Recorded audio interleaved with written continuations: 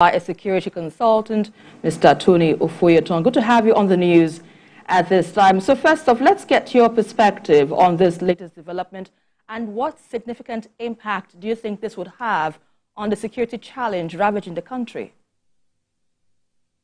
Thank you very much for having me. And well, the minister's directive is not novel. It's not the first time that service chiefs and the like will be ordered to go to the hot zones, especially when it comes to terrorism. I think basically the problem is not necessarily that the service chiefs really move in there, but that you look at the strategic approach towards countering terrorism within those regions. The first thing, first of all, is to look at what are the causations leading to the escalation of terrorism in those areas, and how will the government, the political circle, be able to remove the causations and also de-emphasize some of these causations. Sokoto State is supposed to be like the Mecca in Nigeria. It's supposed to be a sacred state because that is supposed to be the seat of Islam in Nigeria. Now, having bandits coming there to even have the impetus to talk about attacking in a state like that, to me, it's rather unfortunate. But having said so, you will discover that the Ansarus, which are warehouses the bandits and kidnapping, seems to have taken that place as their own place of abode, compared to Boko Haram that have taken the northeast as their own place of abode. And their approach are a little bit methodologically different.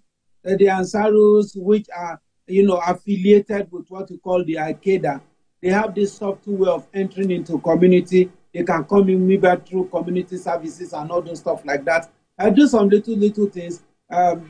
Before you know what is happening, they start collecting taxes from the people. Before you know what is happening, they start dominating the people and the like, surreptitiously. And I think that was what happened in Sokoto State. The government of Sokoto State, the government of Sokoto as a state itself, I think they are not proactive enough to understand that there's a big line of difference between accommodating strangers, on religious platform, right, and also vetting strangers on political platform.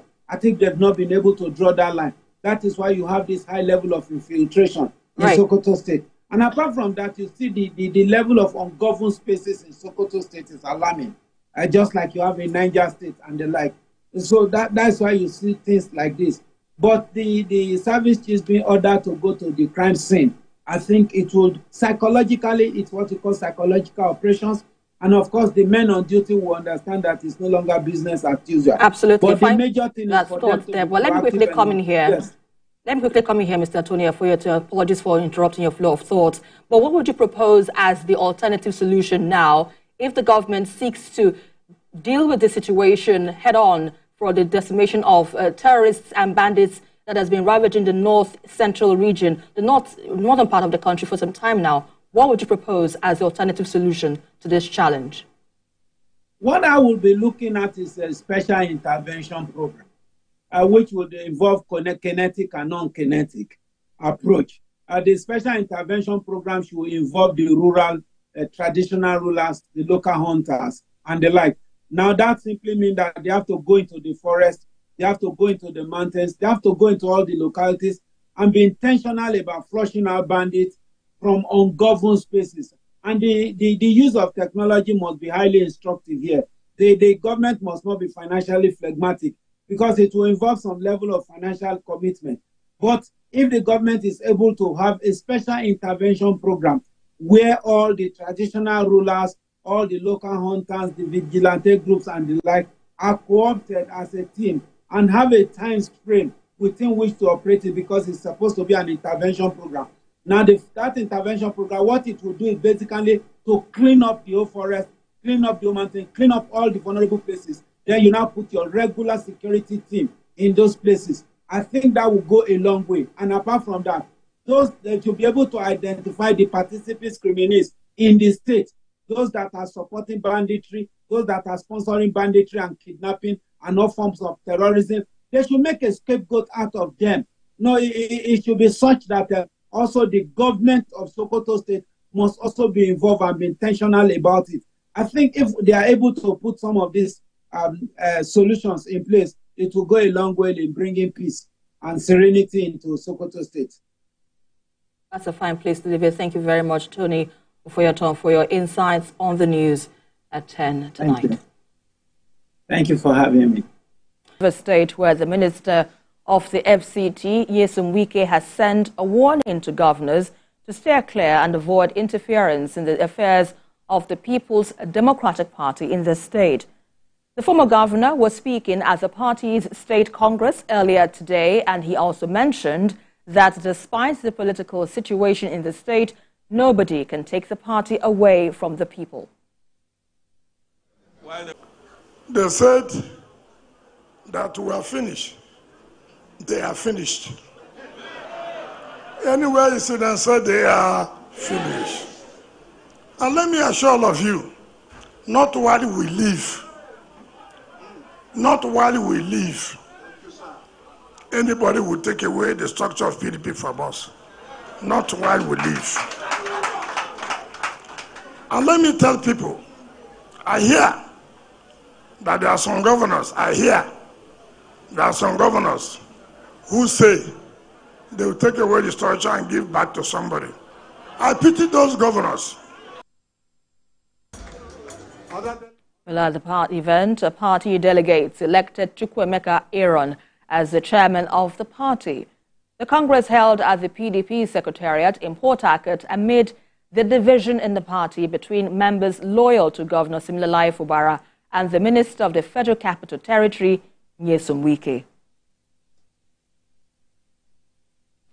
All the way from Rivers to Kebbi State, where voters trooped out to carry out their vote in the local government election despite an early morning downpour.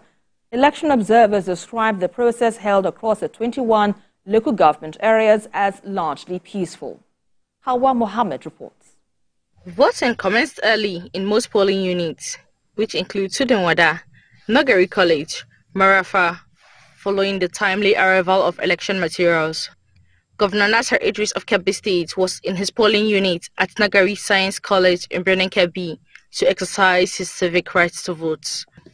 While in an interview with newsmen after casting his vote, he described the local government autonomy and the Supreme Court's judgment as a welcome development, and his administration is in total support. Everything as far as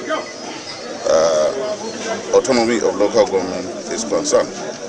I'm a Democrat, I'm a Labour leader, and I know what independence is all about.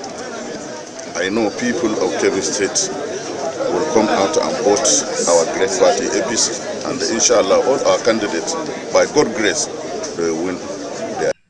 The Kebbi State Independent Electoral Commission officials, alongside election observers, described the election as hitch-free. It was conducted successfully, despite the fact there is a high crowd here, but there is no any criminal activities or any illegal activities that is carrying out here.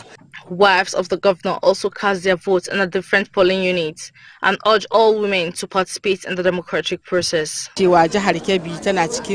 Women should always be part of the governing body, as women always come out to vote, so they should be given part in government process to work hand in hand with their men counterparts.